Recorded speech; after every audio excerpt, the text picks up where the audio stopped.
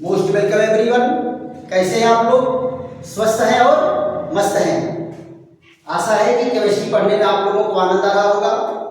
चलिए आज फिर हम लोग बेहतरीन वीडियो के साथ आमने सामने होते हैं। आज का टॉपिक क्या है बेटा? 6th ए वर्ग के तत्वों का अध्ययन। 6th ए वर्ग के तत्वों का अध्ययन। देखो बेटा, जैसे sulphur, oxygen, selenium, tellurium, polonium, ये तत्व जो है 6th ए वर्ग के हैं। आप जरा ध्यान दो, जैसे 7th ए वर्ग के तत्वों को हाइड्रोजन कहते हैं। Hydrogen means salt forming element है, वैसे ही इसको क्या कहते हैं? कैल्कोजन। देखो बेटा, 7th ए वर्ग के तत्व को क्या कहते हैं? हाइड्रोजन। 7th ए वर्ग, वैसे ही 6th ए वर्ग के तत्वों को कहते हैं कैल्कोजन। क्या कहते हैं बेटा?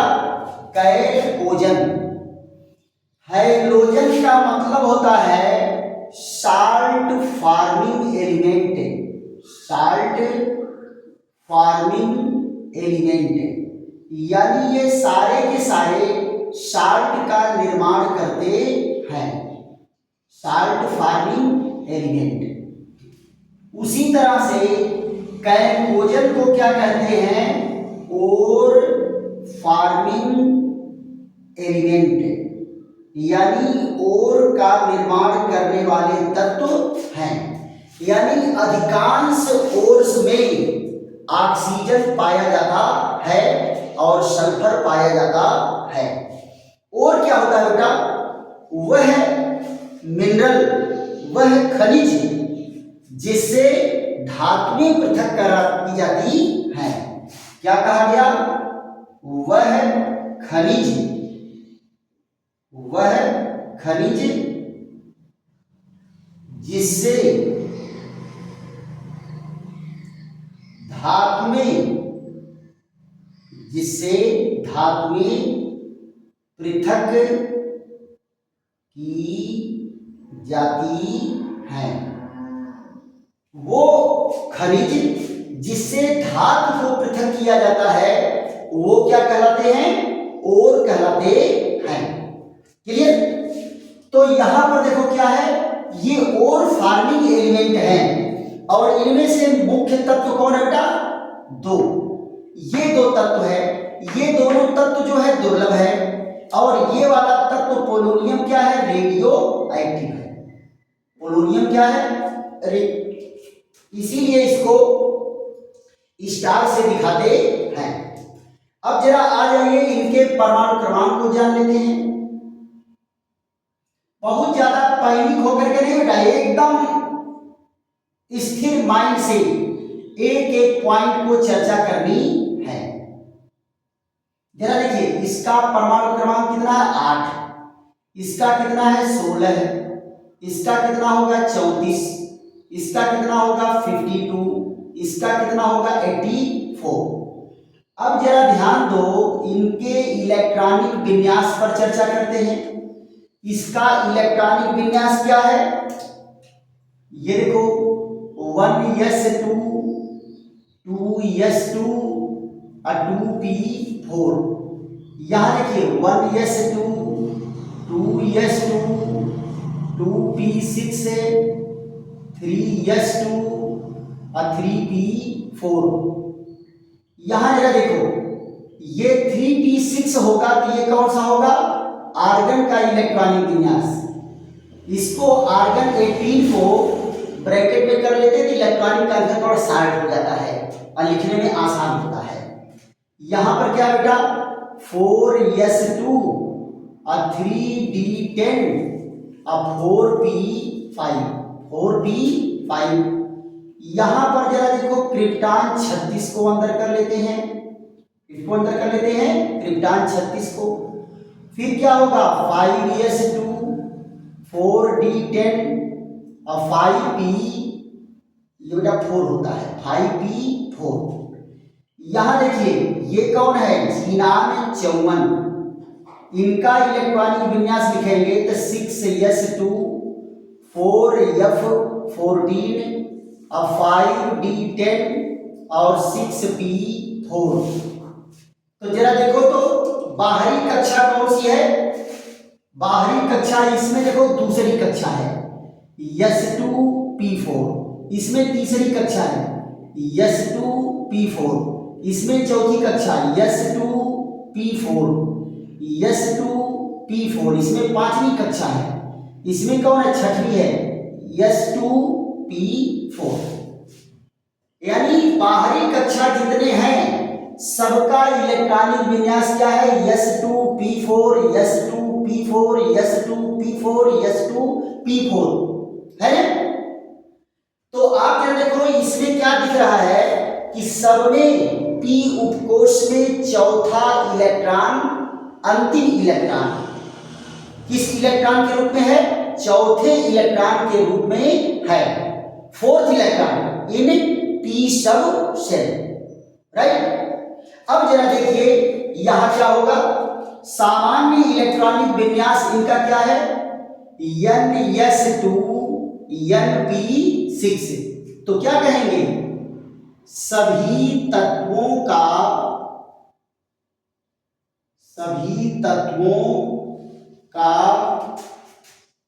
सामान्य इलेक्ट्रॉनिक विन्यास क्या है? ns2 np4 है, जहां n बाह्यतम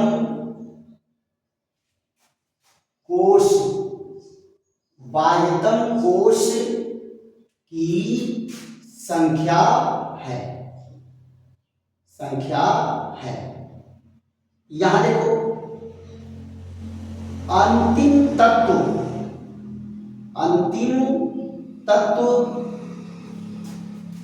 p उपकोष में चौथे इलेक्ट्रॉन के रूप में स्थान प्राप्त करता है। देखो बेटा क्या कहा गया? सभी तत्वों का सामान्य इलेक्ट्रॉनिक विन्यास, सभी तत्वों के बाह्यतम कोश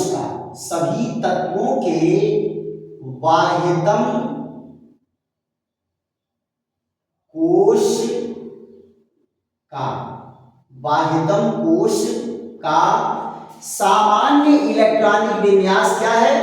ns2 np4 है, जहां n क्या है बेटा? बाहरी कक्षा की संख्या है। अंतिम इलेक्ट्रॉन क्या है? p उपकोष में चौथे इलेक्ट्रॉन के रूप में स्थान प्राप्त करता है। अतः इनका स्थान कहां होगा? जरा ध्यान दो तो। अतः p ब्लॉक के चौथे वर्ग तब p ब्लॉक का चौथा वर्ग कहाँ है? अर्थात 6th a वर्ग में। इन सभी तत्वों को कहाँ रखा जाएगा? 6th a वर्ग में रखा जाएगा। इसको बेटा इरेज कर देते हैं। यहां जरा देखो, इसके बाद हम आवर्त सारणी को दिखाते हैं कि कहां आवर्त सारणी में इनको जगह मिला है, और फिर परमाणु की संरचना बना करके उसमें भी दिखा देंगे कि देखो ऐसे ये तत्व यहां इलेक्ट्रॉन भर रहे हैं। जरा ध्यान दो, आवर्त सारणी की बात करते हैं तो यहां देखिए p ब्लॉक में 6 वर्ग होते हैं। ये देखिए 2 3 4 5 और 6। यहां देखो ये है पहला, ये क्या है? दूसरा, और यहां देखो तीसरा। इधर बेटा डी ब्लॉक शुरू हो जाता है, यहां देखिए डी ब्लॉक,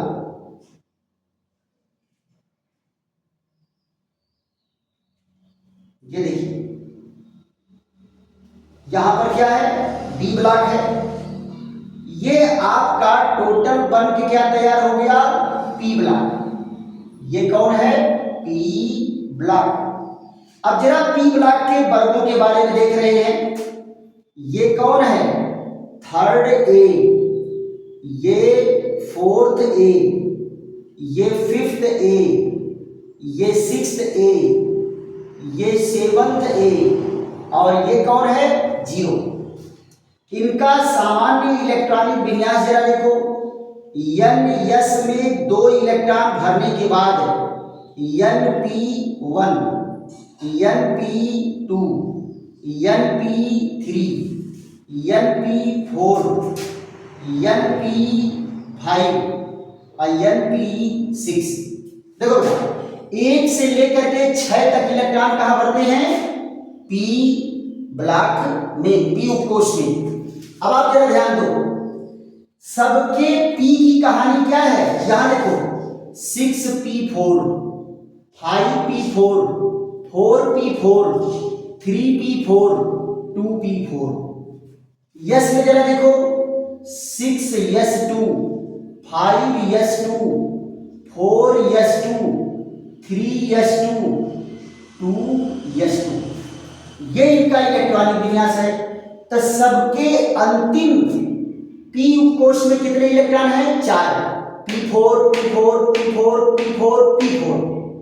तो यहां देखो कौन है, p4, p4, यानी p4 अगर इलेक्ट्रॉन है तो वर्ग कौन सा होगा, 6a। कौन सा वर्ग होगा, 6a। अब जरा यहां देखो p के बगल में कौन सी गिनती है, 2, 2 यानी दूसरा आवर्त, 2 यानी दूसरा आवर्त। पहले आवर्त में बेटा पी होवे नहीं करता है, यानी पहली कक्षा में पी होता ही नहीं, केवल यस होता है।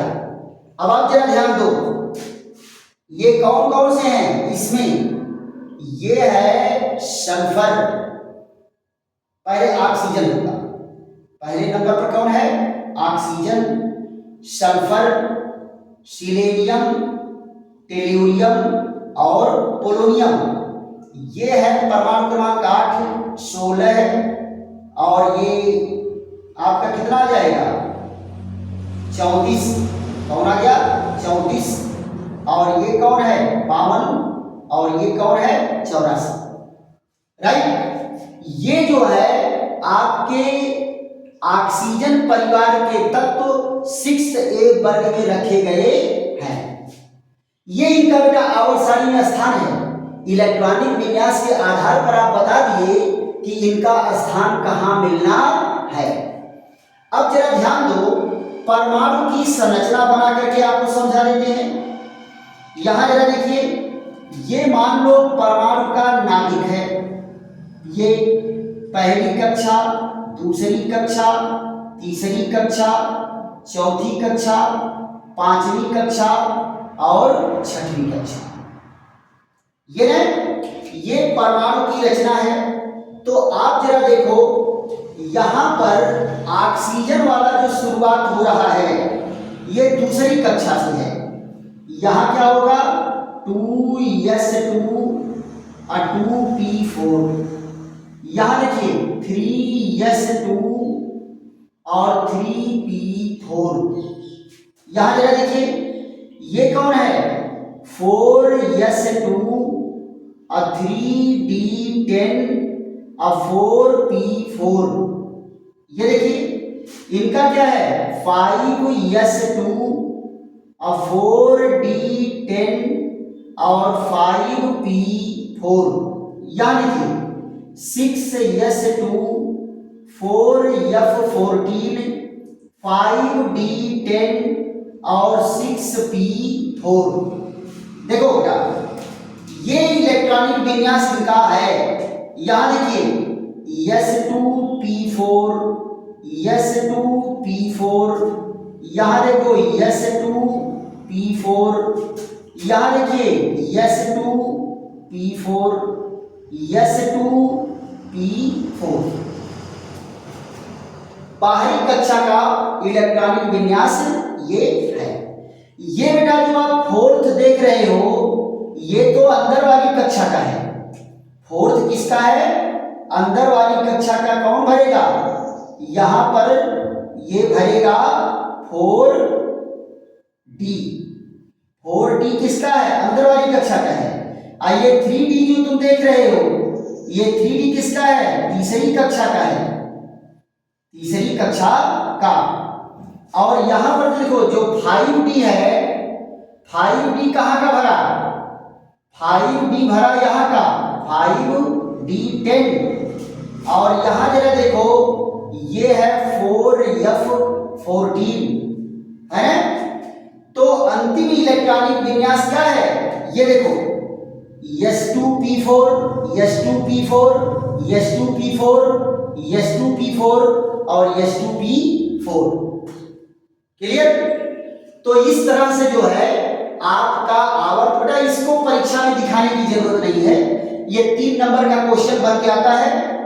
पहला नंबर आपका यहां मिल जाएगा, दूसरा नंबर आपको यहां मिल जाएगा और तीसरा नंबर आपको यहां मिल जाएगा। राइट? इसको दिखाने की जरूरत नहीं है। आप इसको अपने लिए इसको नोट करके रखेंगे कि कैसे इसमें इलेक्ट्रॉनिक विन्यास होते हैं। और आपको मैं बता दिया इसको क्या कहते हैं? ऑक्सीजन परिवार के तत्व। क्या कहते हैं? ऑक्सीजन परिवार के तत्व। और इसका जनरल नाम क्या है? कैलकोजन। क्यों? कैलकोजन का मतलब था ओर फार्मिंग एलिमेंट। तो ये जितने भी ओर नेचर में पाए जाते हैं ज्यादातर ओर में ऑक्सीजन और सल्फर पाया जाता है। क्लियर? आशा है कि बेटा ये खूब ढंग से आपको समझ में आया होगा। और अगर खूब ढंग से समझ में आया है और केमिस्ट्री में डीप में जाना है तो आपको इसकी जानकारी लेनी ही पड़ेगी।